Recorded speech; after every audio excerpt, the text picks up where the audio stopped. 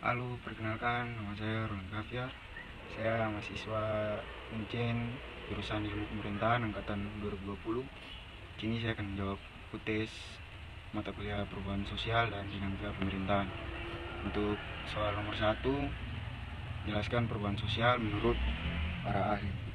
Untuk soal ini ada 5 teori menurut para ahli. Yang pertama, William F. Cockburn. Dalam teorinya, Cockburn menyatakan ruang lingkup perubahan sosial terdiri dari unsur-unsur kebudayaan, baik material dan imaterial. Fokusnya ialah pengaruh besar unsur material terhadap unsur imaterial. Yang kedua ada Kingsley Davis. Dalam teorinya, Davis menekankan bahwa perubahan sosial itu sebagai wujud perubahan yang terjadi dalam struktur dan fungsi suatu masyarakat. Yang ketiga ada Pak Surdi Suparlan. Perubahan sosial merupakan wujud perubahan dalam struktur sosial dan pola hubungan sosial. Termasuk di dalamnya ialah sistem politik, sistem kekuasaan, dan hubungan keluarga dan kependudukan. Next ada Samuel Kuning. Perubahan sosial merujuk pada modifikasi dalam pola kehidupan manusia. Modifikasi tersebut terjadi karena sebab dari internal dan eksternal yang mengakibatkan perubahan. Untuk teori yang terakhir nomor 5, menurut Hans Gard dan C. W. Mills. Gard dan Mills mengemukakan bahwa perubahan sosial adalah perubahan yang terjadi, baik kemunculan, perkembangan, bahkan kemunduran dalam kurun waktu tertentu terhadap tatanan yang meliputi struktur sosial. Ya, lanjut untuk soal nomor 2, yaitu jenis-jenis perubahan sosial. Yang pertama ada perubahan lambat. Perubahan secara lambat memerlukan waktu yang lama. Biasanya perubahan ini merupakan rentetan perubahan kecil yang saling mengikuti secara lambat.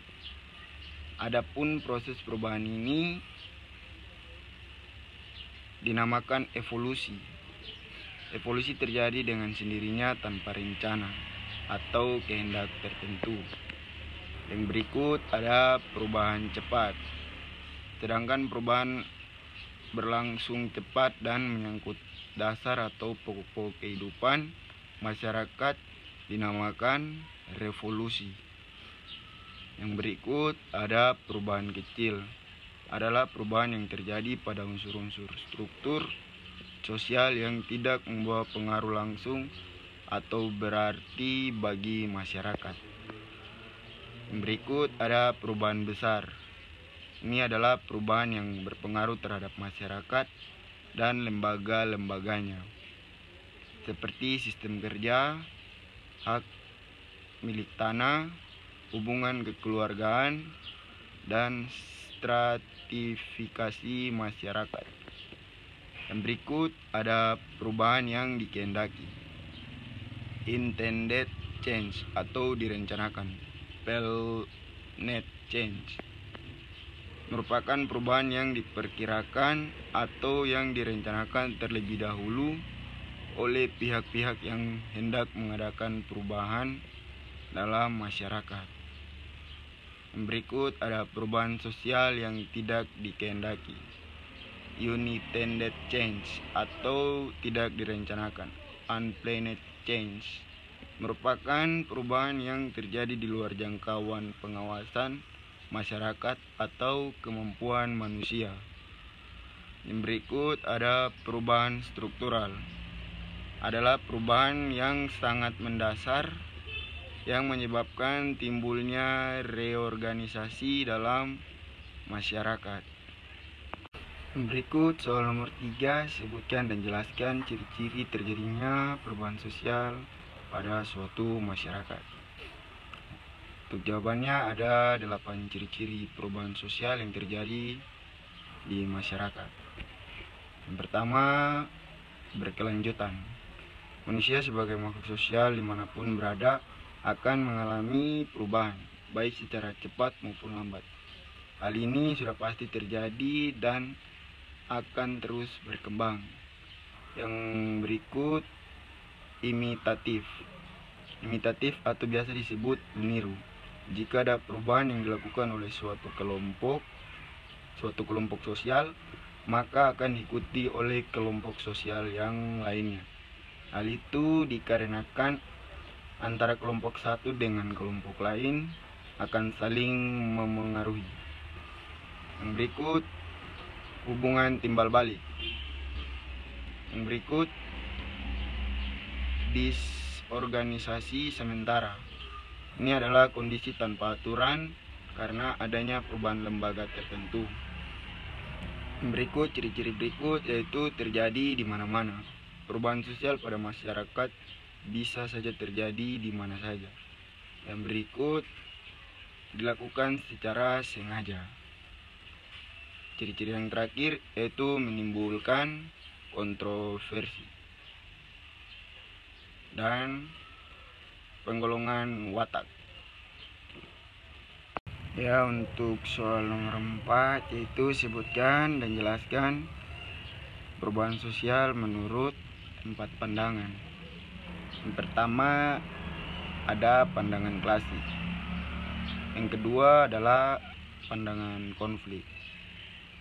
Pandangan konflik adalah teori yang memandang bahwa perubahan sosial tidak terjadi melalui proses penyesuaian nilai-nilai yang membawa perubahan, tetapi terjadi akibat adanya konflik yang menghasilkan kompromi-kompromi yang berbeda dengan kondisi semula. Untuk pandangan yang ketiga yaitu pandangan equilibrium. Pendekatan equilibrium menyatakan bahwa terjadinya perubahan sosial dalam suatu masyarakat adalah karena terganggunya keseimbangan di antara unsur-unsur dalam sistem sosial di kalangan masyarakat yang bersangkutan, baik karena adanya dorongan dari faktor lingkungan sehingga memerlukan penyesuaian atau adaptasi. Dan berikut pandangan modernisasi. Salah satu bentuk perubahan sosial masyarakat dari masyarakat tradisional menuju masyarakat yang maju, mengikuti perkembangan masyarakat lainnya yang dianggap lebih dahulu maju. Ya, yang berikut soal nomor 5 yaitu kemukakan pendapat individu tentang perubahan sosial yang terjadi di tempat yang saya tinggal ini berdasarkan 5 tahapan pertumbuhan masyarakat modern. Ya, untuk jawaban nomor 5 ini pendapat saya berdasarkan perubahan universal, yaitu perubahan sosial yang terjadi di tempat ini adalah mengenai pembangunan yang dimana bersangkutan dengan mata pencaharian masyarakat setempat, yaitu dimana gedung kampus Poltekkes ini sebelum ada masyarakat di tempat ini belum memiliki mata pencaharian yang maksimal. Tidak semua orang memiliki mata pencaharian di kompleks ini. Namun setelah adanya gedung kampus Poltekkes, ada pembangunan di sini. Ini dimanfaatkan oleh masyarakat untuk menjadi mata pencarian mereka, yaitu melalui menjadi ojek. Ada beberapa masyarakat yang menjadi ojek untuk mengantar jemput mahasiswa Poltekkes untuk ke kampus ini. Dan yang berikut perubahan sosial yang terjadi di kompleks ini adalah adanya pembangunan usaha pencucian motor dan juga barbershop yang baru dibangun di kompleks ini milik pribadi masyarakat setempat. Nah, ini adalah contoh-contoh perubahan sosial yang terjadi di kompleks Padang Bulan. Demikian